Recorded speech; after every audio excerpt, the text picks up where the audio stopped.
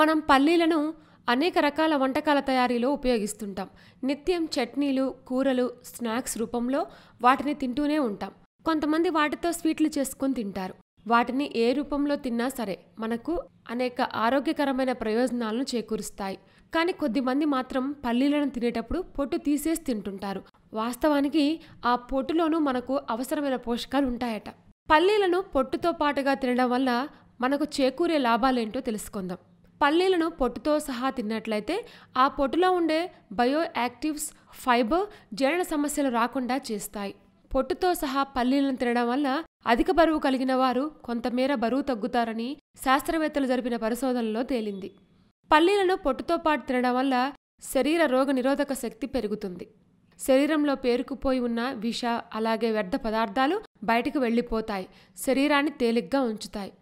వీటిని పొట్టుతో సహా తినడం వల్ల పాలిఫినాల్ అనే రసాయనం చర్మ సమస్యలను పోగొడతాయి. చర్మం పొడిబారకుండా మృదువుగా ఉండటంలో సహాయపడతాయి.